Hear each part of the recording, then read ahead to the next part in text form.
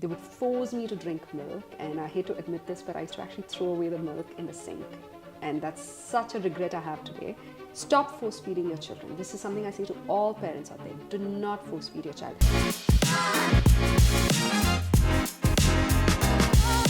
For parenting tips, celebrity interviews, recipes, conversations with experts, DIYs, and lots more.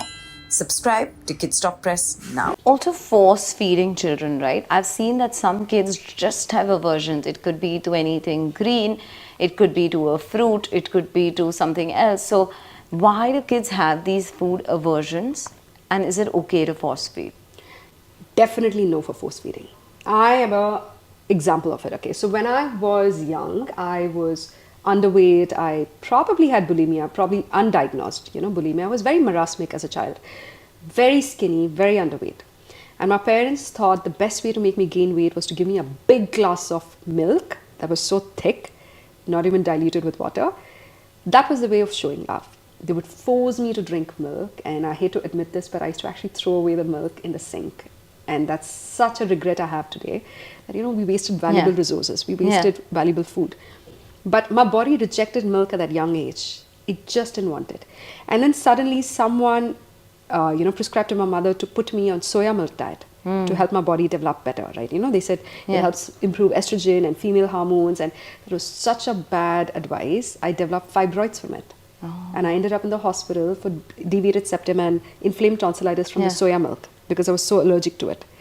Stop force feeding your children. This is something I say to all parents out there. Do not force feed your child. Of course, if you're force feeding broccoli or green vegetables, that's fine. You need to get the child into the habit. But lead by example. Make sure everybody on the table, including the adults, are eating that vegetable.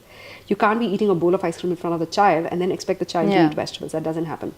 And if they have an aversion towards a certain fruit or a vegetable, it's the body explaining through those aversions that it's not able to digest it. Right.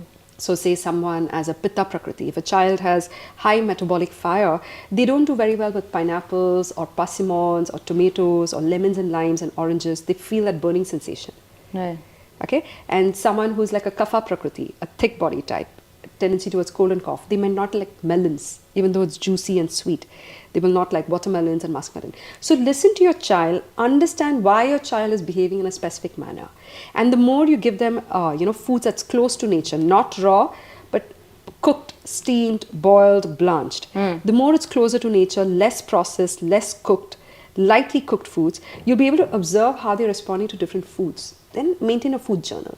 Okay, my child is allergic to honey. My child is allergic to dairy, like you found out with your own child. Right? That was a great learning process and curve for you, which no doctor could have helped you with. Yeah. Only a mother can do that. That's why they say the mother is the best doctor that the child has. For parenting tips, celebrity interviews, recipes, conversations with experts, DIYs, and lots more. Subscribe to Kids Talk Press now.